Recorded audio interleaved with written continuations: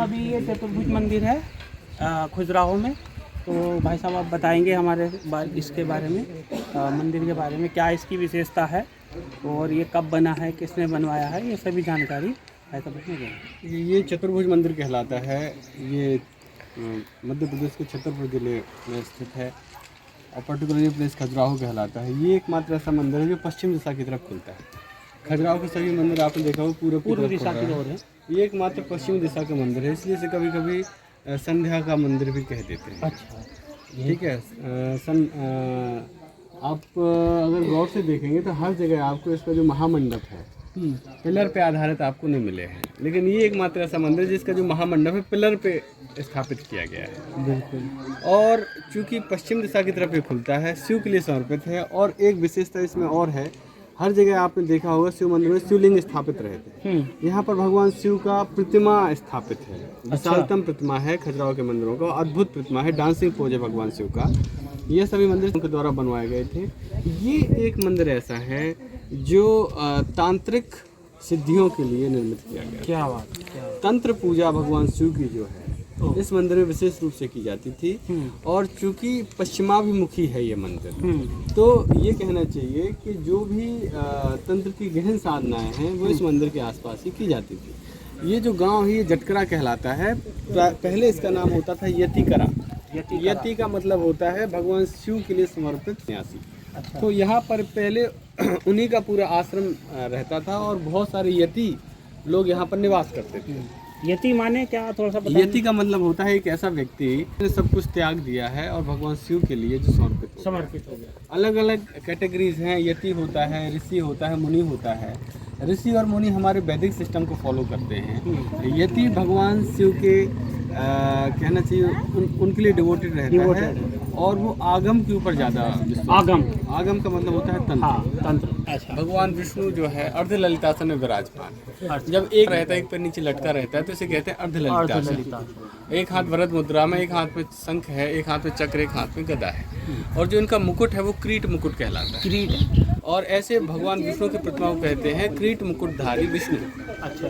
इनके कानों में कुंडल हैं, इनके चेहरे पे एक छोटी सी मुस्कुराहट है, गले में 3 लाइनें हैं, कंठहार है और इनको यज्ञोपवीत जनेऊ पहनाया गया है और इनको करधनी भी पहनाई गई। इनके आसपास इनके जो द्वारपाल होते हैं उनको स्थापित किया गया है। अच्छा। तो ये भगवान विष्णु की बहुत अद्भुत प्रतिमा है। इसके जस्ट ऊपर देखेंगे तो भगवान विष्णु को जो नरसिंह अवतार उनकी पत्नी के रूप में देवी लक्ष्मी ने नारसिंगी कर दिया। तो ये नारसिंगी की प्रतिमा है जो केवल खजुराहो में एकमात्र प्रतिमा है जो यहाँ पर पाई गई। अच्छा। इसमें इनका सिर शेरनी का है और बाकी सिर धड़ जो है फीमेल का है। तो ये नारसिंगी है। और ये जो है प्रत्यंगिरा कहलाती है। ये प्रत्यंगिरा शक्ति है। ये प्रत्यंगिरा शक्ति है और तंत्र की साधना में 60 कर्मों में मारण मोहन। और आपने देखा कई बार नाभि जो होती है, कई लोगों की नाभि खोखली नहीं होती, मतलब गहरी नहीं होती, उसमें कुछ ना कुछ होता है, गोल कुछ होता है। हाँ बिल्कुल सही बताया। वो आपको यहाँ पर दिखाई ये है। तो इनका क्या कारण है? देखिए क्या होता है कि नाभि में जब ऐसी स्थिति बनती है तो इसका मतलब ये है कि ऐसे व्यक्ति का जो मणिपुर चक्र है, हाँ, मणिपुर चक्र बहुत ज्यादा एक्टिव रहता है, भले उन्हें साधना की हो या ना की। मणिपुर चक्र मतलब? मणिपुर चक्र सूर्य का केंद्र माना जाता है, सूर्य ऊर्जा का केंद्र माना जाता है। ऐसे लोग बहुत क्रिएटिव होते हैं। और जैसे जब इस फॉर्म में जाते हैं तो देखिए मैंने आपको बताया था कि ये अलग अलग नाम है, एक टर्मिनोलॉजी है तंत्र की। जब इन सब चीजों को एक साथ प्रयोग करते हैं तो तंत्र कहलाता है। तंत्र का मतलब होता है कि उसमें अगर आप सर्टेन वे में कोई विधि कर रहे हैं तो आपको उसका निश्चित रूप से रिजल्ट मिलेगा। तंत्र से रिजल्ट मिलता है, वो देना होगा देवी देवताओं को। यहाँ पर देखें ये भगवान सूर्य पद्मासन में बैठे हुए हैं, उनके 7 घोड़ों वाला रथ आप यहाँ देख सकते हैं। ऊपर नीचे ये बीच वाला ये कर रहे हैं बात। जिनका सिर नहीं है। हाँ, जिनका सिर नहीं है। और ऊपर भगवान से अपने वाहन नंदी के ऊपर विराजमान है। अच्छा, हाँ, वो स्पष्ट है। और उसके जस्ट बगल में अगर आप देखेंगे तो एक नायिका है जिस तरीके से सोच रही है, थिंकिंग पोस्चर है। अच्छा। ये पत्र लेखिका कहलाती है। अच्छा। उसके एक हाथ में पत्र है, ये पत्र है, और एक हाथ से वो सोच रही है, ये थिंकिंग पोस्चर है। वो कुछ लिखना चाहती है और वो जो मनोभाव व्यक्त करना चाहती है उसके लिए उससे शब्द नहीं मिल रहे, तो वो सोच रही है। तो एक इसका सामान्य अर्थ है पत्र लेखिका। इस आज से 1000 साल पहले मंदिरों का निर्माण हुआ था, तो आज से 1000 साल पहले भी हमारे यहाँ की स्त्रियाँ लिखना जानती थी। अगर कोई ये कहे कि स्त्रियों को दमित किया गया था भारतीय समाज में तो बिल्कुल गलत है। क्योंकि 1000 साल पहले वो नृत्य कर रही हैं, गेंद से खेल रही हैं, पत्र लिख रही हैं, तो इसका मतलब है कि उस समय के समाज का भी यहाँ पर एक चित्र आपको दिखाई दे रहा है। ये कहलाती है आपकी मिथुन प्रतिमा, जिसमें स्त्री और पुरुष संभोगरत नहीं होते, एक दूसरे के साथ में आलिंगनबद्ध रहते हैं, उनके साथ क्रीड़ा करते हैं। तो यहाँ पर स्त्री ने पुरुष की डांडी को पकड़ा है और पुरुष ने स्त्री के हाथ को पकड़ा है। पुरुष थोड़ा सा पीछे की तरफ झुका हुआ है और स्त्री उसकी तरफ एग्रेसिव होकर आगे आ रही है। अब सामान्य व्यक्ति देखेगा तो वो यही सोचेगा कि भैया यहाँ पर स्त्री पुरुष के साथ लड़ रही है, उसकी डांडी को खींच रही है। इसके बाद आप यहाँ पर आपको वृत्त प्रतिमा दिखाई दे रही है। ये देखिए, ये गेंद से खेलने वाली नायिका है, देख रहे हैं आप लोग। ऊपर वो दर्पणा है, दर्पण सुंदरी है, ठीक है। यहाँ पर भी आपको एक एरोटिक दिखाई देगा, देख सकते हैं आप लोग।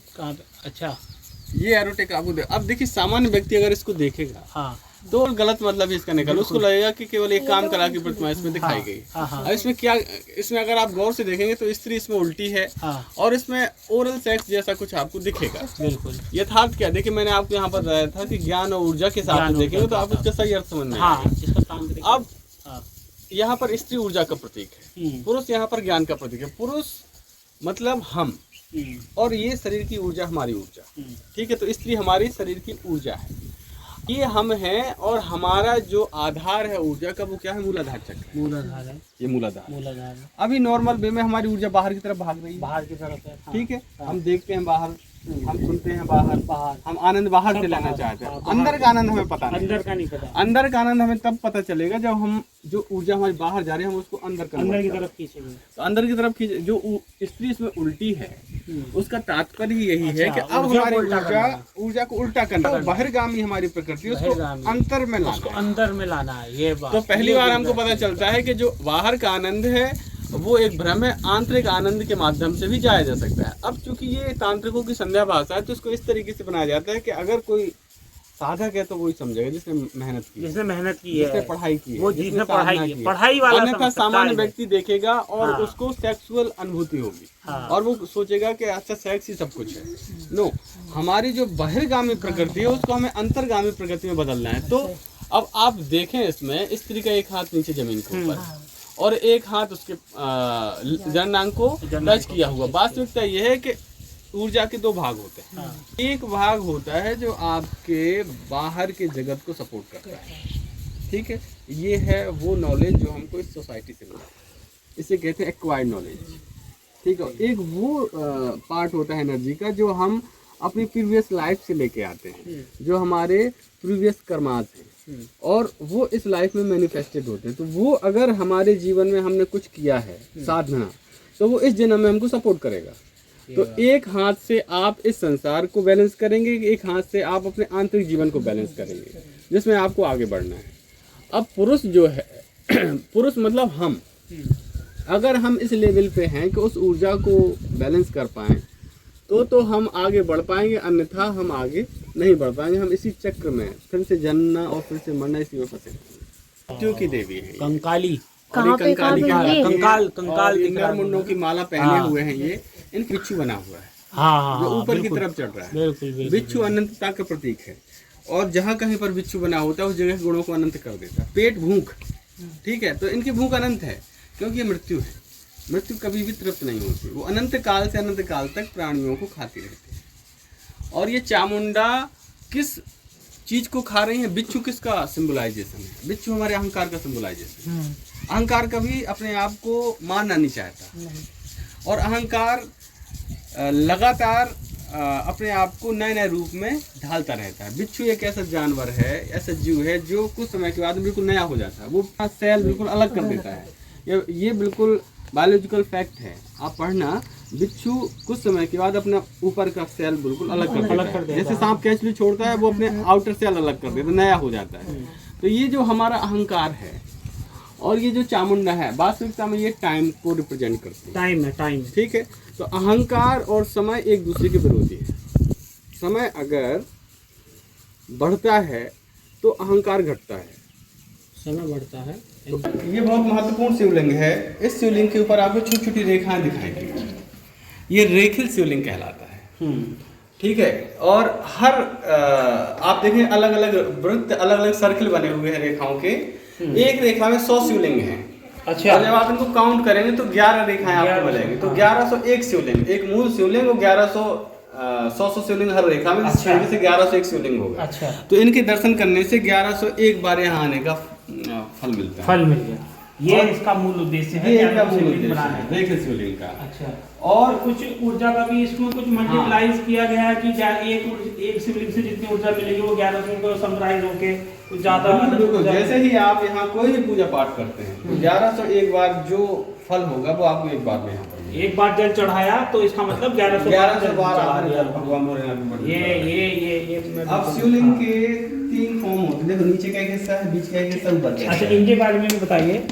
नीचे का हिस्सा कहलाता है ब्रह्मपट्ट, अच्छा। बीच का हिस्सा विष्णु पट्ट कहलाता है, अच्छा। ऊपर का हिस्सा माहेश्वर पट्ट कहलाता है। माहेश्वर पट्ट ये सृष्टि, स्थिति और संहार का रिप्रेजेंटेशन है। बहुत अच्छा। और सृष्टि, स्थिति, संहार के बीच में जो भगवान भोलेनाथ हैं वो इन तीनों को कंट्रोल करते हैं। वो इन तीनों के अंदर समाये हुए हैं, लेकिन वो समय स्थान से परे हैं, उनके ऊपर इन चीजों का कोई फर्क नहीं पड़ता। ये प्रकृति है, इसलिए इन्हें पार्वती कहा जाता है। पार्वती, प्रकृति, ठीक है, बिल्कुल सही। तो सृष्टि, स्थिति और संहार प्रकृति के अंतर्गत, प्रकृति के अंतर्गत, और जो उनके ऊपर है वो भोलेनाथ। भोलेनाथ